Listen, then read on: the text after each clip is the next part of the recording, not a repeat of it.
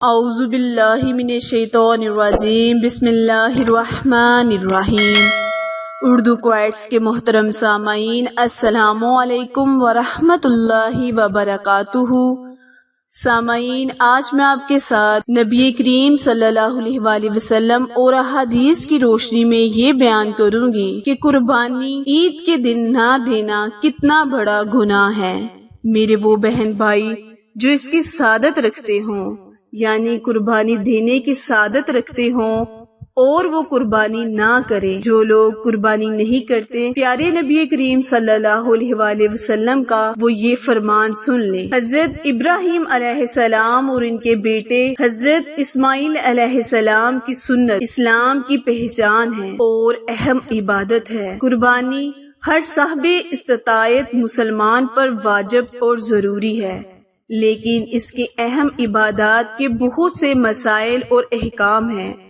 آج میں آپ کے ساتھ پیارے بہن بھائیوں اس ویڈیو میں مختلف کتابوں سے قربانی کے بارے میں اہم مسائل بتاؤں گی تاکہ ان کی نگرانی رکھی جائے اور تمام مسلمانوں کی قربانی اللہ کی بارگاہ میں قبول و منظور ہو۔ پیارے بہن بھائیوں، سب سے پہلے نبی کریم صلی اللہ علیہ وآلہ وسلم نے فرمایا کہ قربانی کے دنوں میں قربانی سے زیادہ کوئی چیز اللہ کو پسند نہیں۔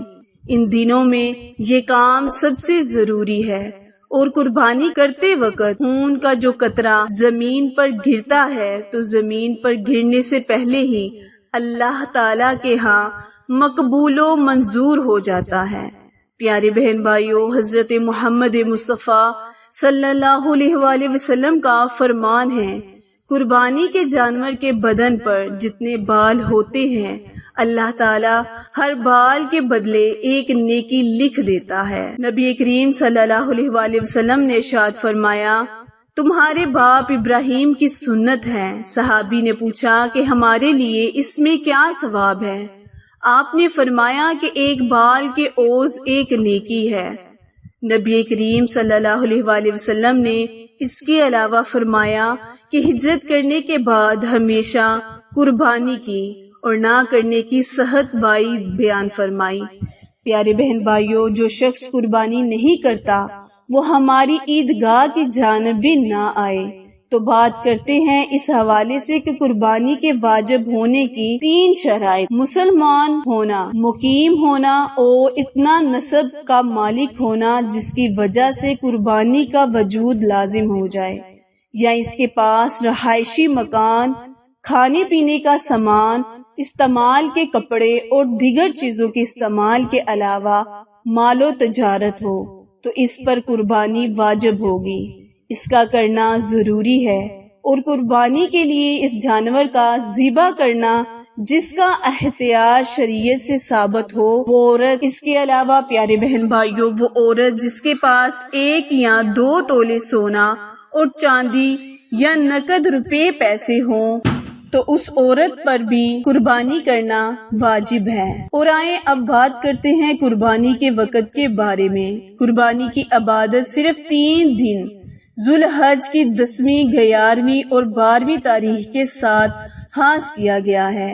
البتہ پہلا دن قربانی کرنا زیادہ افضل ہے، اور ہم آپ کو بتاتے چلیں کہ قربانی کرتے وقت زبان سے نیت کرنا ضروری نہیں، صرف دل ہی میں قربانی کے لیے نیت کر لینا ہی کافی ہے۔ اس کے بعد ذبح کرنے سے پہلے مسنون دعائیں پڑھنے کا مقصد صرف اور صرف اللہ کی رضا ہو، اور عبادت کا خیال سے ذبح کرے۔ گوشت کھانے والوں کو دکھانے کی طرف سے ذبح نہ کریں۔ قربانی اپنے ہاتھ سے ذبح کرے تو زیادہ افضل ہے۔ اگر خود ذبح نہ کرنا جانتے ہوں تو کسی اور سے ذبح کرائیں، لیکن ذبح کرتے وقت جانور کے سامنے کھڑا رہے، اللہ اکبر کی تلقین کرتا رہے تاکہ ذبح کرنے والا غلطی نہ کرے۔ جانوروں کو قبلہ رخ لٹا کر ذبح کرنے والا خود بھی قبلہ رخ ہو کر مسنون دعائیں پڑھے۔ اس کے علاوہ پیارے بہن بھائیوں، پھر اللہ کا نام لے کر سنت کے طریقے کے مطابق، یعنی سانس کی نالی اور خون کی رگیں کاٹ دیں۔ ذبح کرتے وقت اس بات کا پورا اہتمام کیا جائے کہ جانور کو کم سے کم تکلیف ہو۔ نبی کریم صلی اللہ علیہ وآلہ وسلم کا فرمان ہے کہ ذبح کرنے سے پہلے چھری تیز کی جائے، ایک جانور کو دوسرے جانور کے سامنے ذبح نہ کیا جائے۔ روح نکلنے میں آسانی اور سہولت ہوتی ہے، اور جانور کے سامنے چھری بھی تیز نہ کریں۔ پیارے بہن بھائیوں، قربانی کن جانوروں پر جائز ہے؟ مطلب بکری، بکرا، مینڈھا، بھیڑ، دمبا، بھینس، گائے، اونٹ اور اونٹنی کی قربانی درست ہے۔ ان کے علاوہ کسی اور جانوروں کی قربانی کرنا درست۔ تو یہ تھا نبی کریم صلی اللہ علیہ وآلہ وسلم کا فرمان احادیث کی روشنی میں، جو ہم نے آپ کو اپنی ویڈیو میں بتایا ہے۔ اس کے علاوہ پیارے بہن بھائیوں، وہ میرے بہن بھائی جو صاحب حیثیت ہے، ان کو چاہیے کہ وہ قربانی لازمن کرے تاکہ نبی کریم صلی اللہ علیہ وآلہ وسلم کی صحت و عید سے بچ سکیں۔ انشاءاللہ اللہ تعالیٰ سے دعا ہے کہ اللہ پاک ہمیں اور آپ کو قربانی کرنے کی سعادت نصیب فرمائے اور سنت ابراہیم اور سنت اسماعیل پر چلنے کی توفیق عطا فرمائے۔ پیارے بہن بھائیوں، اس ویڈیو کو آپ جتنا بھی ہو سکے زیادہ سے زیادہ ثواب کی نیت سے شیئر کریں تاکہ وہ بہن بھائی جو قربانی جان بوجھ کر نہیں کرتے وہ اس ویڈیو کو سنیں اور اللہ پاک سے توبہ استغفار کرتے ہوئے آئندہ سال قربانی کرنے کا ارادہ فرمائیں۔ تو اللہ پاک سے دعا ہے کہ اللہ پاک ہم سب کے اچھے نصیب فرمائے، ذوالحج کے بابرکت مہینے میں ہمیں نیک اعمال کرنے کی توفیق عطا فرمائے۔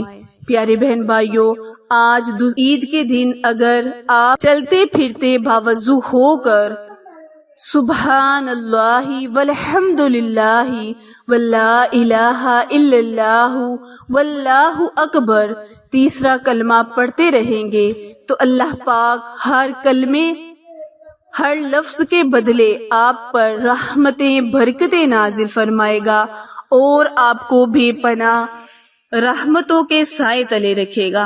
پیارے بہن بھائیوں، میری ویڈیو کو زیادہ سے زیادہ لائک، شیئر اور سبسکرائب کریں کیونکہ آپ لوگوں کی سپورٹ ہماری کامیابی کا ذریعہ ہے۔ پھر ملیں گے کسی اچھے وظیفے کے ساتھ، تب تک کے لیے اجازت دیں۔ اللہ نگہبان۔